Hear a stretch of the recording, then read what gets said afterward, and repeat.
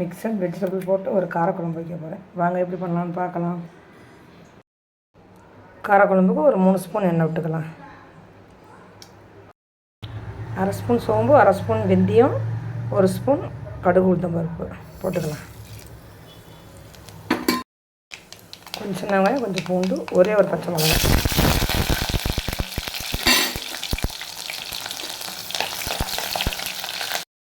ரெண்டு பெரிய வெங்காயம் கட் பண்ணி வச்சுட்டு போட்டுக்கலாம்.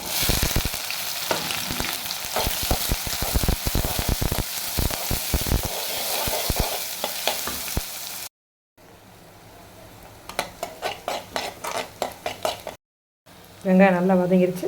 தக்காளி 2 தக்காளி கட் பண்ணி வச்சுருக்கேன், போட்டுக்கலாம்.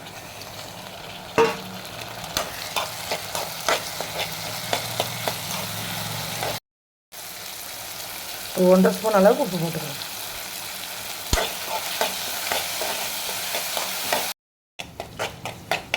வெங்காயம் தக்காளி நல்லா வதங்கிடுச்சு. கட் பண்ணி வச்சுட்டு காயை போட்டுக்கலாம். காய் கொஞ்சம் நல்லா வதங்கட்டும்.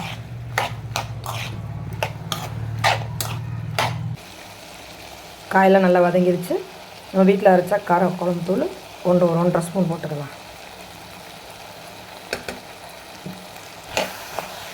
சிம்மில் வச்சு ஒரு நிமிஷம் அப்படியே கிளறி விட்டுகிட்டே இருங்க. அது கொஞ்சம் டேஸ்ட்டாக இருக்கும். நல்லா வதங்கிடுச்சு. ஒரு நெல்லிக்காய் சைஸ் புளி கரைச்சி வச்சுருக்கேன், ஊற்றிக்கலாம்.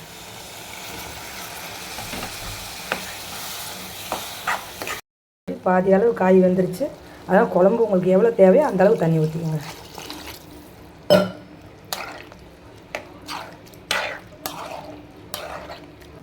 குழம்பு கொஞ்சம் தேங்காய் அரைச்சி எடுத்துகிட்டு வந்துக்கலாம். குழம்பு வந்து காயெல்லாம் வெந்துருச்சு. இப்போ தேங்காய் ஊற்றிக்கலாம்.